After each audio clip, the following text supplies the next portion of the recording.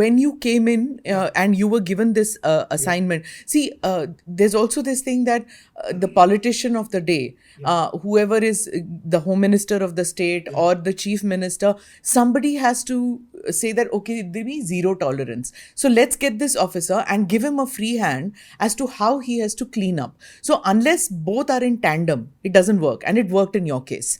You know, you had that backing, you were given that task, and you went ahead with it, knowing that your back is taken care of. So when you came in, who called you in and what was the assignment given to you? Ma'am, I want to answer that.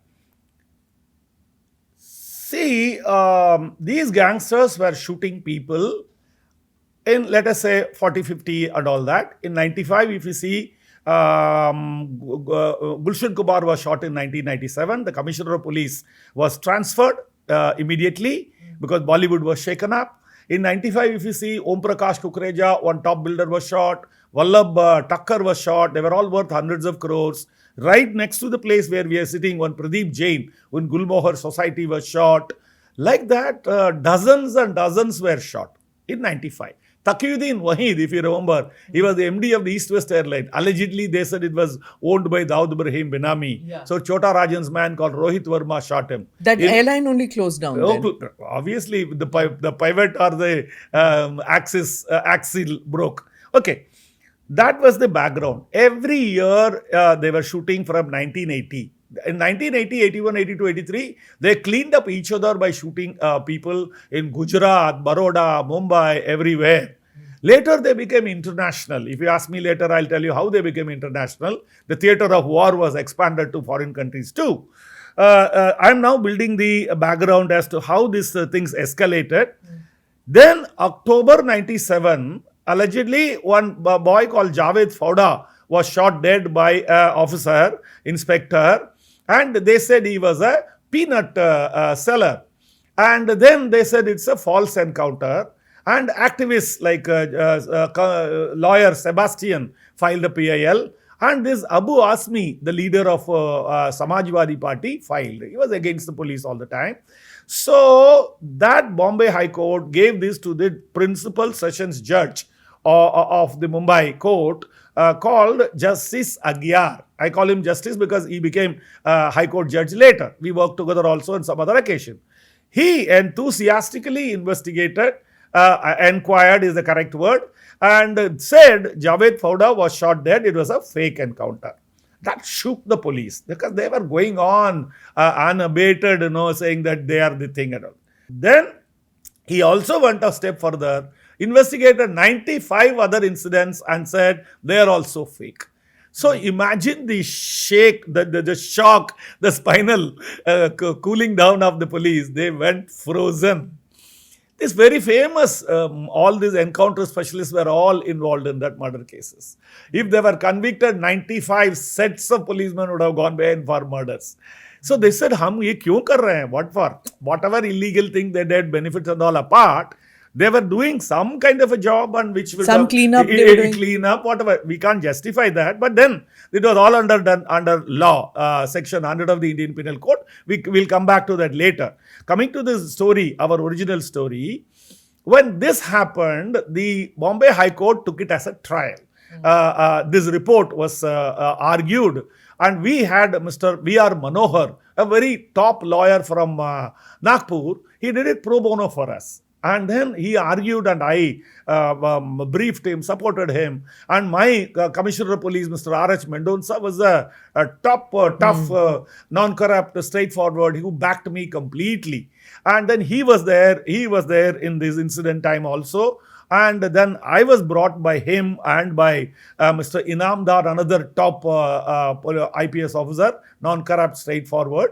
He was the DGP. So they brought me because things went out of hand. Okay, coming back to the thread. When this Justice Agyar business happened, when the trial took place, V.R. Manohar was appearing. It was Justice Ranjana Desai. Later, she became the Supreme Court judge. She and one more lawyer, one more judge, two judges bench, they heard and gave a clean sheet and said, these are the 6 rules you have to follow in case there is an encounter. And then the same thing went to Supreme Court. 14 years it took to come on trial. And then Justice R.M. Lodha heard that. And then my friend Harish Salve, a lawyer, the top lawyer, appeared pro bono again for us. And we won the case there also. Justice R.M. Lodha more or less adopted the same 6 policies. Now, the 6 points which will govern any encounter all over the country would be in vogue. It is in vogue now. So, anybody who does anything of this sort has to follow those steps. Even this new laws which have come, this Achar Sahita and things But like it's the that. same. Section 100 became Section 44. Oh, same. See, 98% of IPC Has is come into that. intact. Okay. Intact. Only certain portions have been amended, added, deleted, and all that. Okay. Now, coming back to this story, which the question we asked is that when this went, the guys went on a rampage. They went and shot 101 businessmen in 1 year. That means every 3 days, 3.5 days, one businessman either in the office or in a car or anywhere was shot dead point blank. I don't think it is law and order. It is collapse of law and order. Now, add to the masala is that 5, 6, 7 ruling party MLAs and others were shot dead. For example, Vivek Kelkar, Ramdas Naik, so many such people who were part of BJP and Shiv Sena leaders were shot dead. And who shot them dead? Our Arun Gavli, Amar Naik and various others, whoever shot them dead, it happened. Why? Now, because of extortion? because of extortion and money involvement and various things like that, madam. Now, I want to add a small little background. Who was in the ruling party? That is the 95-99 first coalition government ever in Maharashtra by BJP Shiv Sena. Shiv Sena was on more number of seats and BJP had less.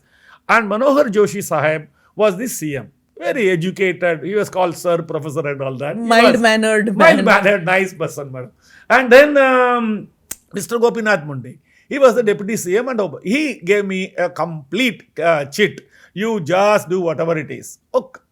I also must put it to their credit. Never ever again once they ever called. Neither Mr. Bal Thackeray or his family or the CM or any time they never called. It was like a baby with the bathwater kind of a scene. You are planted, now do whatever you like. That is the brief. No brief was given to do. They expected that I will do the cleanup.